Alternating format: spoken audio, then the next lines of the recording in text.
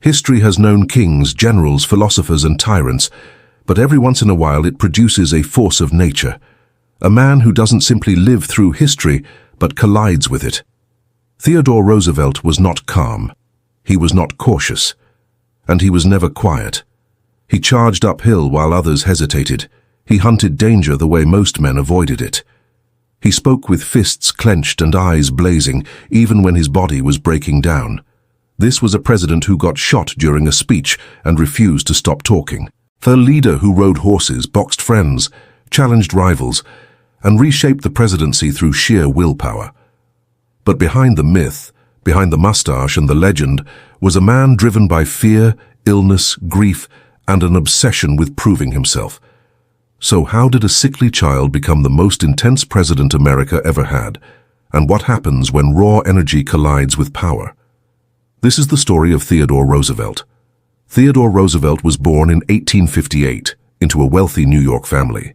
On the surface, his life looked comfortable, even privileged, but his body betrayed him from the beginning. As a child, Roosevelt was painfully frail. He suffered from severe asthma. Night after night, he gasped for air, struggling to breathe while doctors stood helpless. In the 19th century, asthma wasn't managed. It was endured, and many children simply didn't survive it. Roosevelt later described these attacks as moments when he thought he was going to die. Imagine that fear. Imagine being a child who can't breathe in a world that values strength above all else. But instead of breaking him, this fear ignited something dangerous and permanent inside him. His father gave him simple advice, words that would shape the rest of his life. You have the mind, but you do not have the body. You must make your body. And Theodore Roosevelt took that personally. Roosevelt began lifting weights, boxing, hiking, riding, and pushing himself relentlessly. He didn't train for health. He trained for dominance over weakness. Every punch was a rebellion against sickness. Every mile was proof that fear could be conquered. Pain became his teacher. Discomfort became familiar. By the time he reached adulthood, Roosevelt wasn't just strong. He was intense, almost unnervingly so. At Harvard, he boxed competitively. He studied obsessively. He spoke loudly, laughed hard, and refused moderation. People noticed him, whether they wanted to or not. Even then, his personality felt like it had no off switch. Was this confidence? Or was it a man running from the memory of being powerless? In 1884, Roosevelt's life shattered in a single day. His mother died of illness. His wife died hours later, after giving birth to their first child. 2 losses. 1 day. No warning. Roosevelt was devastated. He barely spoke. In his diary, he wrote a single sentence, "The light has gone out of my life." And instead of grieving publicly, he ran. He fled to the Badlands of North Dakota. There, he reinvented himself again. He became a rancher, a cowboy, a lawman. He slept under open skies, hunted criminals, survived blizzards, and embraced danger like a cure. This wasn't escapism. It was transformation through hardship. The West hardened him. It stripped away softness, and it gave him a mythic identity America would later fall in love with. The sickly boy was gone. In his place stood a man who welcomed chaos. Roosevelt entered politics like he entered everything else, aggressively. He served as a reformer, a police commissioner, and eventually Assistant Secretary of the Navy.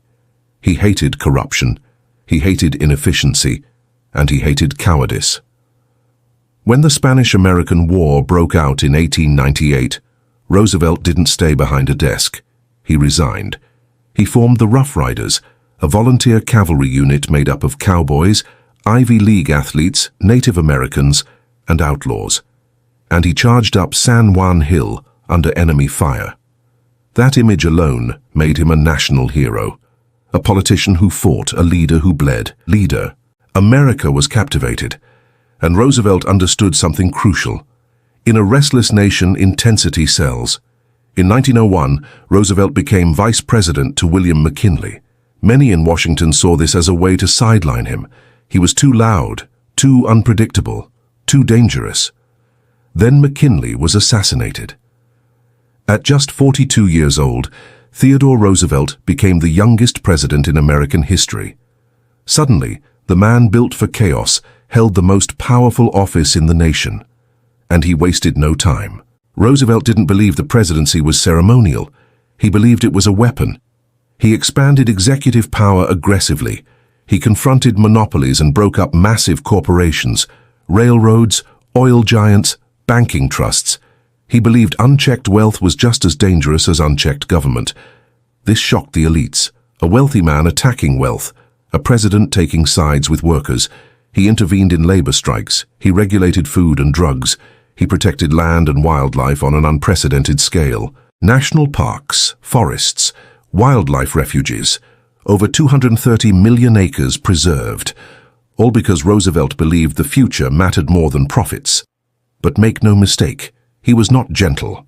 Roosevelt believed deeply in American power. He expanded the Navy. He engineered the Panama Canal through force and manipulation. He famously said, "Speak softly and carry a big stick," and he meant it. His foreign policy was aggressive, strategic, and unapologetic. Critics called him imperialistic. Supporters called him decisive. Which one was he? Perhaps both. Roosevelt didn't pretend to be perfect. He believed history was shaped by action, not hesitation, and he was willing to live with the consequences. Even outside politics, Roosevelt was relentless. He hunted big game. He explored jungles. He survived near-fatal expeditions. After leaving the presidency, he journeyed into the Amazon rainforest on an expedition so brutal it nearly killed him. Fever, infection, injury. Doctors begged him to stop. He refused, because stopping felt like surrender, and surrender was his greatest fear. In 1912, Roosevelt ran for president again. During a campaign speech, he was shot in the chest by an assassin. The bullet lodged inside him. Roosevelt stood up, checked his bleeding, and delivered the full speech anyway. 90 minutes. Blood soaking his shirt. Only afterward did he go to the hospital. When asked why he continued, he reportedly said, "It takes more than that to kill a bull moose." This moment cemented his legend. But legends often hide exhaustion. Roosevelt was not flawless. His views on race were contradictory and deeply flawed by modern standards. He believed in American superiority. He supported policies that harmed indigenous and colonized peoples. He was progressive in some areas, deeply limited in others, and yet his influence is undeniable. He reshaped the presidency. He challenged corporate power. He protected nature for generations he would never meet. He proved that leadership didn't have to be passive, but he also showed the danger of intensity without restraint. By the end of his life, Roosevelt's body was broken. Illness, injury, exhaustion. The engine that once burned so hot had finally worn down. He died in 1919 at just 60 years old.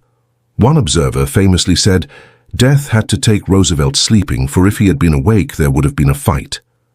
So what do we make of Theodore Roosevelt? Was he a hero, a bully, a visionary, a warning? Maybe he was all of them. He reminds us that strength can build and destroy, that intensity can inspire and overwhelm, that leadership demands courage, but also humility. In a world that often rewards caution, Roosevelt chose fire. And whether you admire him or criticize him, one truth remains.